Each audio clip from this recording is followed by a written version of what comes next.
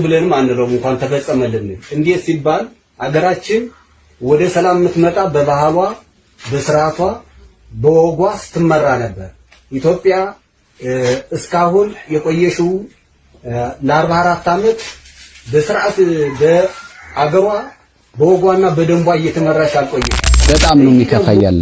አሁን በተለይ አሁን እዚህ 3 ዓመት ውስጥ የታገልኩ ለዚህ አይደለም የደከምኩ ለዚህ አይደለም ወደ አባት ለመመለስ ነው እንጂ አባት አልባ ለመሆን አይደለም እንጂ ተናገሩ በሚል ያንን አቅለብልቦ የማራገብ እንቅስቃሴ ነበረ።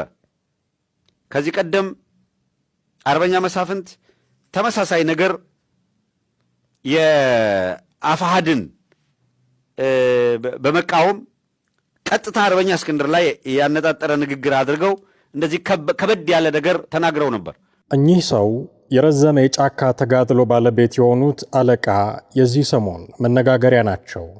ያለፉትን 30 ዓመታት ከመንግስት ጋር በመፋለም በጫካ ትግል ኑሯቸውን ያደረጉ አባት እንደሆኑም ይነገርላቸዋል። ሰውየው ሰውነታቸው ደክሞ አካላቸው ዝሎ እንኳን ትጥቅ ፍቱና ከመንግስት ጋር እርቅ አውረዳችሁ በሰላም ኑሩ ቢባሉም አሻፈረኝ ብለው አሁንም ኑሯቸውን በጫካ አድርገዋል። በዚህ ትግል ልጃቸውን ጨምሮ ብዙ የትግል ጓዶቻቸውንና ዘመዶቻቸውን አጥተዋል። አንዳንዶች በራሳቸው ትግል ዙሪያ ጥያቄ ያነሳሉ። አንድ ነገር እንደማያዋጣ ከታወቀ ለምን የሥራ ለውጥ አይደረግም? ዘላለም በማያዋጣ ነገር ድርቅ ማለት ምን ጥቅም ያስገኛል? የሚል በተለይም አንድ ሰው 50 ዓመት ካለፈው አርፎ የሚቀመጥበት ወጣቶችን እየመከረ የተጣሉትን እያስታረቀ የሚኖርበት ዕድሜ እንጂ በስተርጅና ጠመንጃ ታጥቆ ጫካ ገብቶ መታገል ምን ለውጥ ያመጣል ብለው በጥያቄ ላይ ጥያቄ ይደርባሉ። ለዛውም በዚህ በሰለጠነ ክላሽ ዋጋ ባጣበት ዘመን አንድ ሰው አልባ ድሮን በሪሞት ተተኩሶ 100 ሰው በሚገድልበት በዚህ ጊዜ አዛውንቱ አርበኛ ምን ተዳቸው ጫካ ለጫካ የሚዞሩት በሚልም የሚወቅሷቸው የሚመክሯቸውም አሉ። በቅርቡ የፋኖንና የህዋትን ጥምረት ዋዜማ አስመልክተው ባስተላለፉት መልእክት ምክንያት እጅጉን መነጋገሪያ የሆኑት ሰው ማንም ሰው ለርሳቸው መልስ እንዳይሰጥ ትችትም ሲያልፍ እንዳይነካቸው እየተባለ በአደባባይ የሚነገርላቸው ሰው ሆነዋል። እና እኔ አርበኛ መሳፍንት ላይ ማንም ሰው ዘመቻ መክፈት የለበትም። ልጃቸውን አሳልፈው የሰጡ አባት ናቸው። የልጃቸውን ህይወት የገበሩ አባት ናቸው። ዘመናቸውን የሰጡን አባት አርበኛ ናቸው። እሳቸው ላይ ዘመቻ ልንከፍት አንችልም። በእኔ ግምገማ አወናብደው ምን ብለው እዛ ውስጥ አስገብተዋቸዋል። ስለዚህ በቀጣይ ልጆቻቸው ጋር ተነጋግረው ችግሩን የሚፈቱት ይመስለኛል። ከዛ ባለፈ ግን ሚዲያው ላይ ነው ትኩረት ማድረግ። አባቴ ከሳቸው ጀርባ በሳቸው አንደበት የተናገረው ኃይል ላይ ነው ትኩረት ማድረግ። አባት አርበኛውን መናገር ተገቢ ነው ብዬ አላስብም። ሚዲያው እየሰራ ያለውን ነገር በትኩረት ተከታተሉ። በትኩረት ማለት ነው። የመጨረሻ ብልጽግናን የማትረፍ እንቅስቃሴ ውስጥ ያለ ሚዲያ ነው። ከዚህ ባለፈ ደግሞ እኮ የሚገርማችሁ ይሄ ግብስብስ ቡድን ለሌላው ያለው ንቀት ነው። አይታችኋል። በመግለጫው ሸዋ ገብቶ ለመደበቅ ሞክሯል። የሸዋን ጥያቄ አሳየ ለመድፈቅ ሞክሮ ያውቃል እንዴ? ስለ ሸዋ ሲጠየቅ ስለ ደራ ሲጠየቅ የሸዋ ጉዳይ አይመለከተንም፣ የደራ ጉዳይ አይመለከተንም፣ የወልቃይት ጥያቄ ስለተመለሰ አምጥታችሁ ልትቀላቅሉ አትሞክሩ፣ እዛው አፓኩት በማለት የመለሰው ማን ነው? የሸዋን ጥያቄ ሲያቃልል የታየው አሳየ ደርቤ ወይስ የእናንተ ጀግና?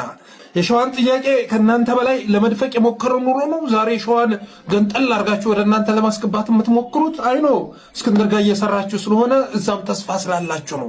እዛም የሚከሽፍ የሚጨነገፍ ቡድን እየመሰረታችሁ ስለሆነ ነው እንጂ በተጨባጭ የሸዋን ጥያቄማ ሲደፍቅ የታየው እናንተ ጀግና እያላችሁ እንትን የምትሉት የሰሊጥ ነጋዴ ነው። ስለ ደራ ሲጠየቅ፣ ስለ መተከል ሲጠየቅ፣ ስለ ራያ ሲጠየቅ ወልቃይት ራሱን ችሎ ነው። በቃ ተመልሷል። ኦህዴድ ጋር ታጣሉናላችሁ ብሎ የመለሰው የእናንተ ጀግና እንጂ አሳየ ደርቤ አይደለም። ከዚህ ባለፈ ልክ እንደ አባት አርበኛው ሁሉ ከሸዋ አዲስ ነገር ትሰማለህ። እስክንድር ነጋ ሰፊ ስራ እየሰራ ይገኛል። እስክንድር ነጋ ሸዋ ላይ በቅርቡ መግለጫ ይሰጣል። አባቴ ተመሳሳይ መግለጫ ያኮረፉትን ሰብስቦ የሆነን እንደማፍረስ አድርጎ እሱን አሰባስቦ መግለጫ ሲሰጥ ያዋለህ። እየተሰራበት ነው። ሚዲያው ቁርኝት ያለው አንደኛ ከአዲስ አበባ ሚዲያ ካውንስል ጋር ነው፣ ሁለተኛ ከስኳር ጋር ነው፣ ሶስተኛ ከኦህዴድ ጋር ነው። ስለዚህ በቀጣይ ሸዋም ላይ የምታየው ይኖራል። በእስክንድር የሚመራ የሆነ ንቅናቄ ሲመጣ ታያለህ። እንደውም አሁን በአባት አርበኛው ንግግር ተበራቶ ብቅ ልል ይችላል። ትዊተር ላይ ብቅ እያለ ራሱን እያስተዋወቀ ነው። የፋኖ አባል ነኝ ብሎ ካለ በኋላ ለፋኖ ህግ መመሪያ አልገዛም ብሎ ውስጡን ሰፊ ስራ እየሰራ ነው፣ እያደራጀ ነው። የተረፈችውን ገንዘብ ለሚዲያዎች በትኖ ለተወሰኑ ግለሰቦች በትኖ እነሱን የማሰባሰብ ስራ እየሰራ ነው። ስለዚህ እስክንድር ነጋም በቅርቡ እንደ አባት አርበኛው መግለጫ ሲሰጥ መታየቱ የሚቀር ጉዳይ አይደለም። በተረፈ የተጀመረው የሚቋረጥ አይደለም። ውድ ጠለስ ሚዲያ ቤተሰቦች በቅርቡ አማራውን ደስ የሚያሳይ ነገር ትሰማላችሁ። የሚቋረጥ አይደለም። ያ መረጃ ስለደረሳቸው ነው አሁን ላይ በዚህም እየተጋጋጡ የሚገኙት ህዝብን ለማቀዣበር ለማደናበር ጥረት እያደረጉ የሚገኙት እየመጣ ያለውን ነገር ስለተረዱ ነው። እየመጣ ያለው ነገር ደግሞ ለአማራ አደጋ አይደለም፣ ጸጋ ነው። የአማራን ትግል ወደፊት የሚያሻግር ስለዚህ ብዙ ህልሞችን የሚያከሽፍ ነው። ከወራት በፊት አርበኛ መሳፍንት ተስፉ እጅ ሊሰጥ ነው የሚል መረጃ በስፋት ይሰማባቸው ነበር። በጎንደር ፋኖ ውስጥ እየተፈጠረ የሚገኘው የእርስ በርስ ሽኩቻ ተባብሶ በቀጠለበት ጊዜ ነው። ከዚህ ቀደም በጎንደር ፋኖ ውስጥ በተፈጠረ የጥቅምና የስልጣን ሽኩቻ ውባንታ አባተን ጨምሮ በርካቶች እነ ሀብቴ ወልዴ ባሰማሩት የገዳይ ስኳድ ተረሽነዋል ይባላል።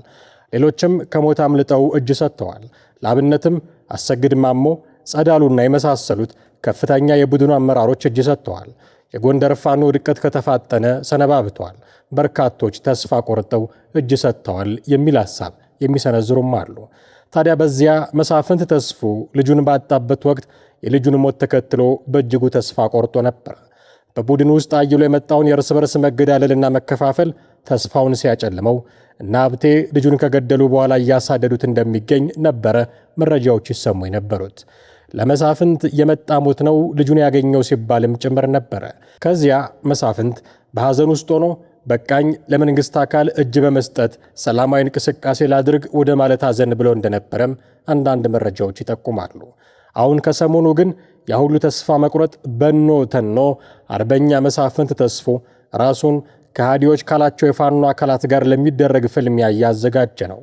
ከህወሓት ጋር መነጋገር የሚል ተረታችሁን ትታችሁ በሰጠዋችሁ 2 ሳምንት ውስጥ አቋም አስተካክላችሁ ላገኛችሁ የሚል ቀጭን ትዕዛዝም አስተላልፈዋል። በዚህ ምክንያት ብዙዎችን 2 ቦታ የከፈለ ንግግር ያደረገው መሳፍንት ደጋፊም ተቃዋሚም እያፈራ ነው። ደጋፊዎቹ ይድረስ ለዘመነ ካሴ ብለው ቀጥተኛ ደብዳቤ እስከ መጻፍ ደርሰዋል። የደብዳቤው ሙሉ ቃል እንዲህ ይነበባል። ለዘመነ ካሴ ከጎንደር ሕዝብ የተላከ የአቋም መግለጫ። ለአማራ ፋኖ ብሔራዊ ንቅናቄ አፋብኃኝ ሊቀመንበር ለአርበኛ ዘመነ ካሴ ጉዳዩ ከህወሓት ጋር ይደረጋል ስለሚባለው ማናቸውም አይነት ጥረትና ግንኙነት የህዝባችንን ቀይ መስመር ስለማሳወቅ። የተከበሩ አርበኛ ዘመነ ካሴ፣ እርሱ የሚመሩት ግዙፍና ታሪካዊ የአማራ ፋኖ ኃይል በአማራ ህዝብ ህልውና ላይ የተደቀነውን አደጋ ለመቀልበስና ፍትህን ለማስፈን 4 ዓመታትን ሙሉ ታላቅ ተጋድሎና መራራ ትግል ማድረጉ ይታወቃል። በዚህ ህልውና ትግል ውስጥ የአማራ ህዝብ ሊተኩ የማይችሉ በርካታ መሪዎቹን ምሁራኑንና ቆራጥ ወጣቶቹን ገብሯል። ትግሉም በእርሶና በጓዶቹ ጽናት፣ በጀግኖች ፋኖች መስዋዕትነት ዛሬ ላይ የደረሰበት አገራዊና ክልላዊ ቁመና በቅቷል። የጎንደር ህዝብም ይህንን ተጋድሎ ከመጀመሪያው ጀምሮ በደምና ባጥንቱ ደግፎ እዚያ አድርሶታል። ይሁን እንጂ ከሰሞኑ በዶክተር ደብረጽዮን ገብረ ሚካኤል የሚመራው የህወሓት ቡድንና እርሱ የሚመሩት የአማራ ፋኖ ብሔራዊ ንቅናቄ ጦራቸውም በጋራ ይሰራሉ ይንቀሳቀሳሉም የሚል መረጃዎች እየወጡ ይገኛሉ።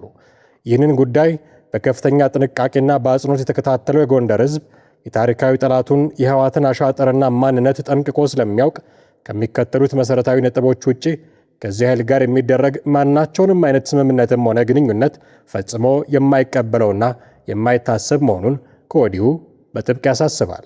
የወልቃይት ጠገዴ፣ ጠለምትና ራያ ቀይ መስመርነት።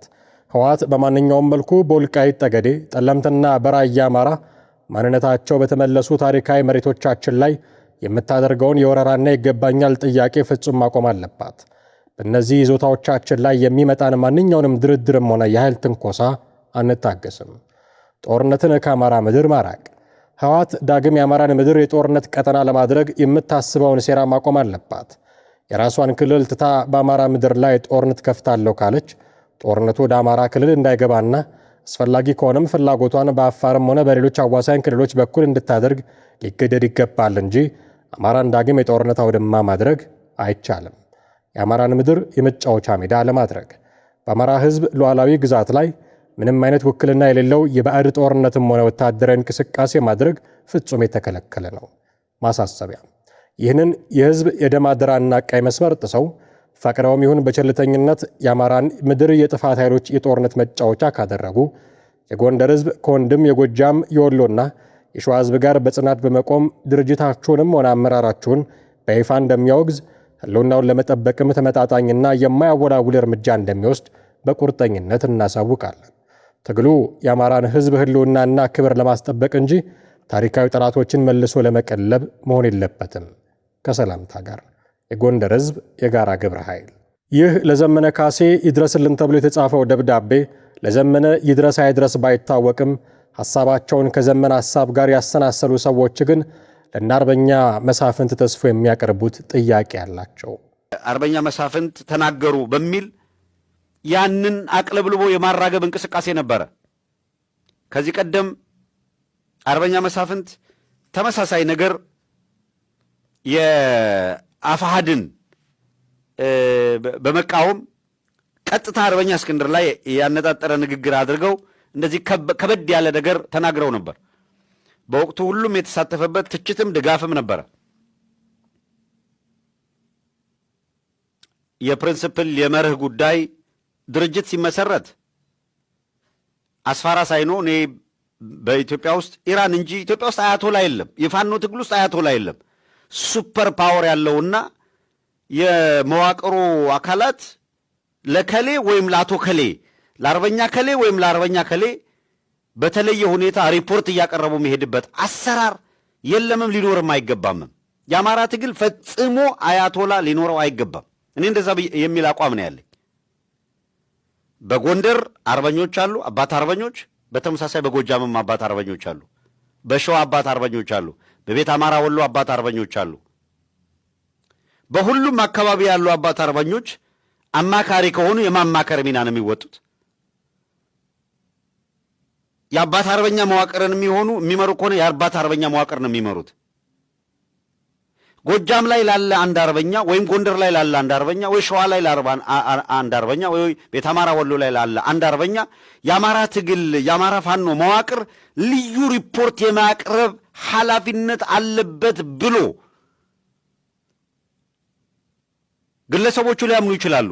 ሌላው አካል ግን ይሄንን እንደ ጥሩ አጋጣሚ ሌላውን ይጎዳልኛል በሚል ተቃውሞ የሚጠሉትን ይመታልኛል በሚል ማራገብ ግን ትግሉን ጎትቶ አረንቋ ውስጥ የመክተት አደገኛ ጉዞ ነው ብዬ ማምነው። የአማራ ትግል መልክ ይዞ መመራት ያለበት መዋቅራዊ በሆነ መንገድ ነው። ፖሊት ቢሮ ካለ ፖሊት ቢሮ ይመራዋል። ከፖሊት ቢሮ በላይ ፖሊት ቢሮው ለሆነ አካል ሪፖርት እያቀረበ እንዲቀጥል ከተደረገ በግልጽ መናገር ያለበት ድርጅቱ ለድርጅቱ አያቶላ አለው ብሎ ነው መናገር ያለበት። አሰራራቸውን መፈተሽ፣ ድርጅታዊ ማድረግ፣ መዋቅራዊ ማድረግ፣ በዚህ መንገድ ነው መሰራት ያለበት።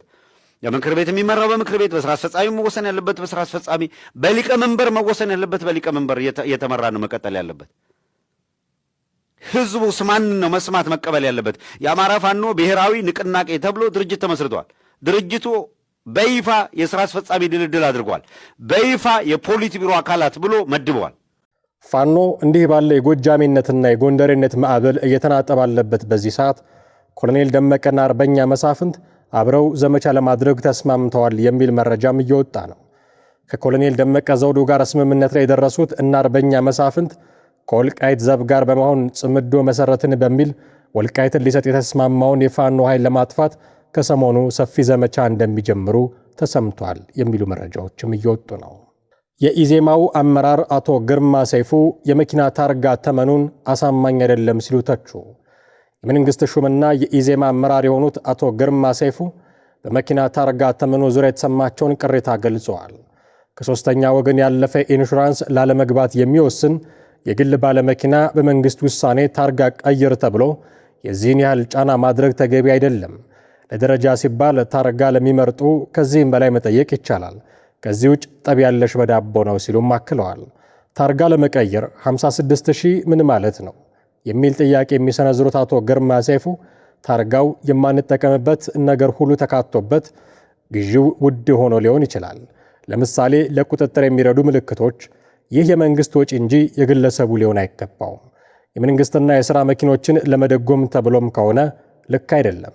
የመንግስት መኪና ዝቅተኛ የሚከፍልበት ምክንያት ምንድን ነው? ይህ በተለይ መኪና የሀብታም ነው የሚል ክሹፍ ምልከታ ውጤት ነው።